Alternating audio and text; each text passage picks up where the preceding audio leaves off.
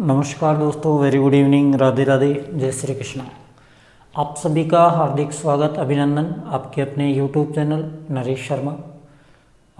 जितने भी competitive exam हैं जो राजस्थान से रिलेटेड है और जिनकी आप बहुत अच्छी तैयारी करना चाहते हैं, तो आप सभी यूट्यूब पर जाइए और वहाँ सर्च कीजिए नरेश शर्मा।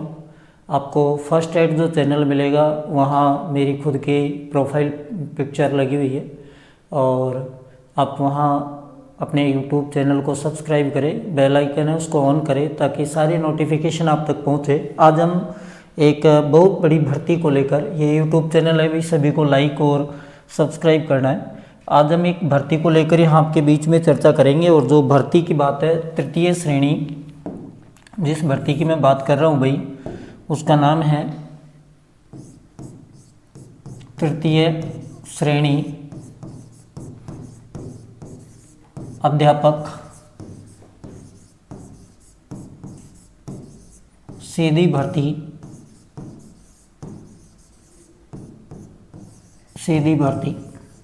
इस भर्ती को लेकर आपके बीच में बातें की जाएगी। मैं पूरी डिटेल में आपको बताने वाला हूँ क्या क्या होने वाला है। ये जो भर्ती है ये किस डिपार्टमेंट की है तो मैं आपको बता देता हूँ। संस्कृत विभाग की ये भर्ती है। संस्कृत विभाग की ये भर्ती है। कुल पद कितने हैं उसके ऊपर भी हम चर्चा करेंगे। संस्कृत विभाग के द्वारा तृतीय श्रेणी अध्यापक जो सीधी भर्ती है, इसकी परीक्षा करवाने के लिए इसकी अभ्यर्थना कर्मचारी चयन जो बोर्ड है जो कि हमारे दुर्गापुरा में है, वहाँ इसकी अभ्यर्थना भेज दी गई है और जल्दी ही कर्मचारी चयन बोर्ड के द्वारा एक जो तिथि है, टेंटेटिव एग्ज़ाम डेट है, संभावित परीक्षा तिथि है, वो आपको बहुत जल्दी देखने को भी मिल जाएगी बोर्ड के माध्यम से। जैसे ही बोर्ड के पास अभ्यर्थना आती है, आपको पता है बोर्ड अपनी प्रोसेस के माध्यम से जो भी उनके पास शेड्यूल होता है उसके हिसाब से निर्धारित करेगा। लेकिन ये तो आपको पता है भर्ती की अभ्यर्थना आ चुकी है तो एग्ज़ाम भी जल्दी होगी। कितने समय में होगी यह भी नहीं कह सकते, लेकिन आप अपनी तैयारी जो है बड़ी अच्छी तरीके से कीजिए। अच्छा, कुल पद देखा जाए तो नॉन टीएसपी, देखिए हम बात करते हैं कुल पदों की। इसमें कुल पद जो हैं वो कितने हैं, एक तो मैं आपको बताऊंगा नॉन टीएसपी के कितने हैं, एक मैं आपको बताऊंगा टीएसपी के कितने हैं। नॉन टीएसपी के जो कुल पद है वो 2528 है। कितने हैं? 2528। और टीएसपी के जो पद हैं वो 231 हैं। कितने हैं भाई? 231 हैं। और नॉन टीएसपी के पद कितने हैं? 2528 है। टोटल इस प्रकार से जो वैकेंसी है वो जितनी भी बन रही है वो आप लगभग देख लीजिए। लेकिन ये पद कर्मचारी चयन बोर्ड आयोग के द्वारा आयोग को अभ्यर्थना के लिए यानी भर्ती के लिए भेजे हैं, तो इन पर भर्ती होनी है। कौन कौन सी विषय पर, कौन कौन से, वो देखिए तो मैं आपको दोनों चीज़ बता देता हूँ। एक तो अध्यापक जो है मेरे पास यहाँ डिटेल है, मैं उसी के आधार पर बता रहा हूँ भाई। अध्यापक लेवल 1, अध्यापक L1 जिसको हम कहते हैं, अध्यापक L1 की यदि हम देखते हैं तो एक इनका एजुकेशन होता है संस्कृत। यानी अब आप कहोगे इसकी भी मैं बात करूंगा, इसमें कौन से बच्चे फॉर्म लगा सकते हैं। इसमें एक तरफ नॉन टीएसपी की हम बात करेंगे। अब संस्कृत में जो पद हैं वो 187 पद है, ठीक है। टीएसपी की बात करेंगे तो टीएसपी में इसमें कोई पद नहीं है संस्कृत वाले में।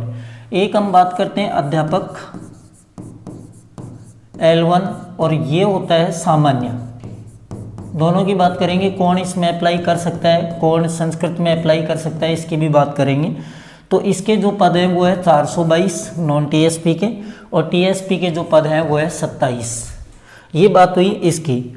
इसके बाद में नंबर 3 अध्यापक L2 लेवल 2 यानी, और अध्यापक लेवल 2 जो है वो संस्कृत की यदि हम बात करें, संस्कृत की यदि हम बात करते हैं लेवल 2 में, तो इसके कितने पद हैं? इसके हैं 319 पद। कितने हैं? 319 पद। और जो टीएसपी में है वो है 70 यानी 70 पद। इसके अलावा हम बात करें अध्यापक लेवल 2 हिंदी, अध्यापक L2 सब्जेक्ट हिंदी, L2 में सब्जेक्ट होते हैं हमको ही पता है, और हिंदी के जो पोस्ट हैं वही 156 हैं नॉन टीएसपी में, और टीएसपी में जो है वो 18 यानी 18 है। नंबर 5 यदि हम बात करें अध्यापक L2 सब्जेक्ट की बात करें तो हिंदी के अलावा अंग्रेजी, और अंग्रेजी की जो पोस्ट है भाई वो 202 है नॉन टीएसपी की, और टीएसपी की पोस्ट है 19। इसके अलावा हम बात करते हैं नंबर 6 पर अध्यापक L2। विषय की बात करें तो SST यानी सामाजिक विज्ञान। सामाजिक विज्ञान में 272 पोस्ट है, और अगर इसकी बात करें हम टीएसपी की तो 24 है। एक नंबर 7 जो है वो अध्यापक L2, और ये है मैथ एंड साइंस वाले। तो मैथ साइंस की जो पोस्ट है सर्वाधिक है भाई, ये पोस्ट है 970, और यहाँ आपके पोस्ट है इसमें 73। इस प्रकार से आपके पोस्ट का वर्गीकरण है।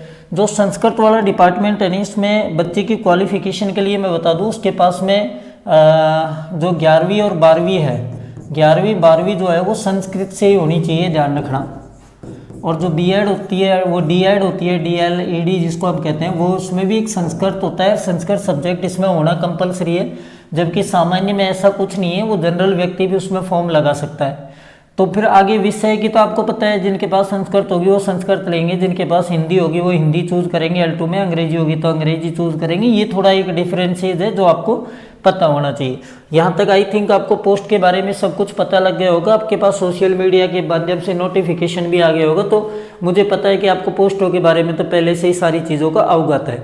लेकिन मैं जो बात करने जा रहा हूँ ये पोस्ट की बात नहीं करने जा रहा, मैं एक्चुअली आपसे बीच में बात करने चाह रहा हूँ इसके परीक्षा स्कीम को लेकर, कि इसमें कुछ बदलाव किया है, भर्ती नियमों में संशोधन हुए हैं, और उसी संशोधन के बाद में ये काफ़ी समय से भर्ती अटकी हुई थी, और अब जाकर इसमें संशोधन होने के बाद ही आई है। अच्छा, भर्ती परीक्षा को यदि हम देखते हैं, भर्ती परीक्षा, तो मैं आपको जानकारी के लिए बता दूं, चाहे L1 हो या L2 हो, ठीक है, L1 हो या फिर L2 हो, L1 और L2। L1 की यदि मैं बात करूं तो इसके लिए भी जो अंक होंगे वो कितने होंगे, 300, और L2 के लिए भी अंक कितने होंगे भाई, 300। अच्छा, क्वेश्चंस की यदि हम बात करते हैं क्वेश्चन, तो क्वेश्चन 150 होंगे, और इसमें भी जो क्वेश्चन होंगे वो कितने होंगे, 150 यानी 150 होंगे। नेगेटिव मार्किंग की यदि अपन बात करते हैं तो यस इसमें भी है, और नेगेटिव मार्किंग इसमें भी है, यस, क्योंकि मेंस एग्जाम है, प्री जो है। अच्छा, एक और बात ये आती है, क्या हमको रीट अभी देनी है? अगर अभी हो जाती है तो अच्छी बात है रीट, और उसका रिजल्ट आ जाता है तो उसके माध्यम से। लेकिन अगर फॉर्म पहले ही ले लिए ये रीट होने से पहले, तो मैं आपको जानकारी के लिए बता दूं, जिन बच्चों ने पहले से रीट कर रखी है ना वो, और अनफॉर्चुनेटली जिनका पहले सिलेक्शन नहीं हो पाया, तो वो बच्चे निराश ना हो, उनके लिए बहुत अच्छी अपॉर्चुनिटी आई है। वो सारे स्टूडेंट जो है वो इसमें फॉर्म फिल कर सकते हैं जिन्होंने पहले से रीट क्वालिफाई कर रखी है, ठीक है। अच्छा, समय अवधि की अगर अपन बात करें तो चाहे पेपर कैसा भी हो, लेकिन समय अवधि कितनी रहेगी, तो 2.5 घंटे इसमें समय अवधि रहने वाली है, यानी 2.5 घंटे के लिए होंगे। नकारात्मकता होगी यानी नेगेटिव मार्किंग होगी, ये आपको पता होना चाहिए। आगे हम थोड़ी सी चर्चा और करते हैं, पाठ्यक्रम क्या रहने वाला है। पाठ्यक्रम, तो पाठ्यक्रम में मैं पहले L1 का पाठ्यक्रम बता देता हूँ, संस्कृत वालों का। जो बच्चे संस्कृत से हैं उनका पाठ्यक्रम क्या होगा, देखिए, नंबर 1 अगर हम बात करें तो राजस्थान का भौगोलिक, ये चीज़ बड़े ध्यान से ध्यान रखना भाई, भौगोलिक, ऐतिहासिक, सांस्कृतिक और सांस्कृतिक, राजस्थानी भाषा। पिछले बार के प्रश्न देख लेना भाई, राजस्थानी भाषा की किताब आती है 11th 12th की, उनको पढ़ लेना। ये जो पॉइंट आएगा आपका कितने अंक का होगा, 100 अंक का, यानी 50 प्रश्न तो इसी में से आने हैं। अब देख लीजिए अपने यूट्यूब चैनल को देखने से कितने लोगों को फायदा होगा। नंबर 2 पर पॉइंट आएगा राजस्थान का शैक्षिक परिदृश्य। हार्ड एंड टफ पॉइंट नहीं होता है, ये बहुत इजी पॉइंट होता है, और बता देता हूँ मैं। एक RT 2009 आएगा भाई, RT वाला टॉपिक आएगा, और एक समसामयिक विषयों का ज्ञान, थोड़ी करंट भी इसमें जोड़ी गई है, ध्यान रखना। समसामयिक विषय, तो करंट अफेयर के प्रश्न पहले नहीं होते थे, लेकिन अब हो सकते हैं, ये भी आप नोटिस कर लेना। ये 80 अंक का होगा। फिर उसके बाद में नंबर 3 पर विद्यालय विषय होगी, विद्यालय विषय। और विद्यालय विषय की यदि मैं आपके बीच में थोड़ी सी चर्चा करूं तो विद्यालय विषय इसमें संस्कृत में ही पूछी जाएगी संस्कृत एजुकेशन वालों के लिए। और संस्कृत में जो पूछी जाएगी विद्यालय विषय वो 50 अंक की होगी, ठीक है। दूसरी शैक्षणिक रीति मनोविज्ञान होगी, शैक्षणिक रीति मनोविज्ञान विज्ञान और शैक्षणिक रीति जो विज्ञान है ये भी संस्कृत में ही प्रश्न आएंगे इसके, क्योंकि संस्कृत लैंग्वेज से तो संस्कृत में प्रश्न आएंगे, ये होंगी। यानी टीचिंग मेथड जिनको हम कहते हैं वो 40 अंक के आएंगे, ठीक है। एक शैक्षिक मनोविज्ञान एजुकेशन साइकोलॉजी आएगी, शैक्षिक मनोविज्ञान आएगा। और शैक्षिक मनोविज्ञान की यदि हम बात करते हैं तो शैक्षिक जो मनोविज्ञान है वो 20 अंक का आएगा। यानी साइकोलॉजी कितने अंक की होगी, 20 अंक की होगी। एक ICT आपने नाम सुना होगा, कक्षा 9 की बुक ले लेना, कोई क्वेश्चन बाहर नहीं जाता है। ICT जो होगी वो 10 अंक की होगी। और इस तरीके से टोटल कितने हो गए, ये 300 अंक के प्रश्न हो गए और 150 क्वेश्चन होंगे। ये जो बात है ना भाई, ये किसकी बात है, L1 जो संस्कृत एजुकेशन है, जनरल एजुकेशन की बात नहीं कर रहा मैं, जो जनरल सामान्य स्तर का वो होता है। यानी सामान्य का जो वो पेपर होगा, एक संस्कृत पेपर होगा, एक सामान्य होगा, तो संस्कृत पेपर की बात हो रही है। सामान्य जो पेपर होगा उसमें इसमें थोड़ा अंतर है, इसलिए मैंने पहले संस्कृत एजुकेशन की बात की है। और अगर हम लेवल 2 संस्कृत विषय की बात करें तो स्तर 2 में अगर संस्कृत की हम बात करते हैं तो विद्यालय विषय इसमें क्या होता है, L2 की अगर बात करते हैं तो यहाँ 80 जो है ना ये 120 नंबर का है। L2 में कितने नंबर का है, 120 नंबर का है। विद्यालय विषय का जो ज्ञान है संस्कृत का वो 20 नंबर का है। ये बात हो रही है L2 संस्कृत वालों की, वो 20 नंबर का है। शैक्षणिक रीति जो आएगी ये भी 20 नंबर की है। और अगर हम बात करें ये भी 20 नंबर की है, ये 10 नंबर की है। अब देखिए थोड़ा सा फर्क कर दिया, 80 की जगह 120 कर दी, किसको, शैक्षणिक परिदृश्य RT वगैरह को, इसमें ये चेंजेस किया और कुछ भी चेंजेस नहीं है। और जो विषय है L2 वाली वो कम कर दी गई है, इतना आपको थोड़ा ध्यान रखना है। अच्छा, हम बात करते हैं संस्कृत सामान्य वर्ग की, क्योंकि हमारे यहाँ सामान्य L1 में ज़्यादा है, L2 में भी ज़्यादा है। सामान्य L1 की हम बात करते हैं संस्कृत विभाग के अंतर्गत, तो उसमें क्या आएगा, उसमें देखिएगा, एक तो मैं बात करूँ आपके बीच में, थोड़ा यहीं से समझा देता हूँ ना, और भी लिखने में टाइम बच जाएगा। कि ये जो है सामान्य की अगर हम बात करें सामान्य की, तो उसका क्या रहने वाला है, उसका थोड़ा सा ये परफॉर्मा रहने वाला है। देखिएगा ये जो पॉइंट आपका ऐतिहासिक भाषा वाला, ये तो आएगा 100 नंबर का, ये वही 80 अंक का आएगा।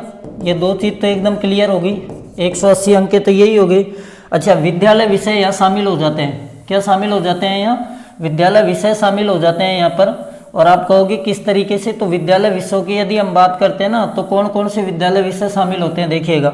विद्यालय विषयों में यदि हम बात करते हैं तो हिंदी, ठीक है। नंबर 2 पर बात करते हैं तो इंग्लिश। नंबर 3 पर यदि हम बात करते हैं तो गणित यानी मैथ। नंबर 4 पर यदि मैं बात करूं तो सामान्य विज्ञान यानी जनरल साइंस। नंबर 6 पर यदि मैं बात करूं तो SST। और ये जितने भी आएंगे कितने कितने मार्किंग के होंगे भाई, 10-10 नंबर के होंगे, 1 2 3 4 5, यानी वही बात है 50 नंबर की होगी। नंबर 4 पर हम बात करें तो शैक्षणिक रीति विज्ञान की यदि मैं बात करूं, यानी टीचिंग मेथड, टीचिंग जो मेथड है, टीचिंग मेथड। और टीचिंग मेथड की यदि अपन बात करते हैं तो हिंदी जो है, हिंदी के टीचिंग मेथड। और किसके आएंगे, इंग्लिश के, SST के, साइंस के एंड मैथ के, यही आएंगे। और ये जितने भी टीचिंग मेथड है भाई वो सारे के सारे 8-8 नंबर के हैं प्रत्येक सब्जेक्ट के। और 5 है तो अब लगा लो आप कितने नंबर के हो गए, 40 नंबर के टीचिंग मेथड हो गए, ठीक है। शैक्षिक मनोविज्ञान जो अपन बात कर रहे हैं, एजुकेशन साइकोलॉजी, एजुकेशन साइकोलॉजी की अगर अपन बात करते हैं तो ये वही 20 नंबर की आएगी। और ICT की यदि मैं बात करूँ तो ये 10 नंबर की आएगी, 10 मार्क। ये पेपर रहा अपना किसका, जो सामान्य विषय उसका रहा, ये सिस्टम रहा। अब देखो L2 में इसमें क्या होगा, जो सामान्य वर्ग में L2 में ये जो है ना 80 नंबर का पोर्शन पॉइंट नंबर 2 ये रह जाएगा 50 का। कितने का रह जाएगा? 50 का। और यहाँ जो विद्यालय विषय है, जो भी विद्यालय विषय होगी वो 120 नंबर की होगी। कितने नंबर की? 120 नंबर की होगी। एजुकेशन साइकोलॉजी जो है वो भी 20 नंबर की होगी। और टीचिंग मेथड जो है, क्या? टीचिंग मेथड L2 में, टीचिंग मेथड वो L2 में कितने के होंगे? 20 नंबर के होंगे। साइकोलॉजी 20 की होगी। ICT 10 की होगी। L2 में जो विषय है संबंधित, चाहे मैथ है, इंग्लिश है ना, हिंदी है, उसका पेपर कितने का होगा? 120 का। जबकि ये जो परिदृश्य है, RT वगैरह है, ये कितने का हो जाएगा? या 80 की जगह 50 का। और ये 100 का 100 ही रहने वाला है। नहीं, ये 100 का 100 नहीं रहने वाला है, माफ़ी चाहूँगा, ये 80 का रहने वाला है। कितने का रहने वाला है? ये 80 का। तो 20 इसमें कम कर दिए और 30 इसमें कम कर दिए, यानी 50 नंबर इस तरीके से कम कर दिए। ये कुछ पैटर्न जो बदलाव किया गया है आपके बीच में मैंने बताया है। आपको मैं जानकारी के लिए बताऊं, बहुत जल्दी एग्जाम होने वाली है, इसलिए एक तो अभी से राजस्थान जीके, फिर मैं कह रहा हूं, देखिए राजस्थान जीके है, ओल्ड पेपर पढ़ना शुरू कर दीजिए, निकालना शुरू कर दीजिए। आपको ओल्ड पेपर के लिए यूट्यूब चैनल है अपना नरेश शर्मा के नाम से, इसको सर्च कीजिए, ओल्ड पेपर पूरा पढ़ाया जाएगा। इंग्लिश की बिल्कुल टेंशन ना ले, टीचिंग मेथड में एक नंबर नहीं कटने देंगे। इतने मस्त तरीके से टीचिंग मेथड आपको देखने को मिलेगा, तो टीचिंग मेथड में नहीं कटने देंगे। राजस्थान कला संस्कृति में नहीं कटने देंगे। RT वगैरह रटा देंगे आपको, निश्चिंत रहे। RT बड़े अच्छे से आती है मुझे, रटा देंगे। RT वगैरह का एक भी क्वेश्चन गलत नहीं होगा। अगर आपको इन्फॉर्मेशन अच्छी लगी है तो जितने भी लोग हैं, आपके दोस्त हैं, सब तक इस इन्फॉर्मेशन को पहुंचाएं। और कितने पदों पर भर्ती है, ये सारी हमने बातें की। पढ़ना किस तरीके से, इसके लिए एक नया वीडियो आएगा। तब तक के लिए धन्यवाद, नमस्कार। चैनल पर नए हो तो चैनल को अवश्य सब्सक्राइब करना। धन्यवाद दोस्तों।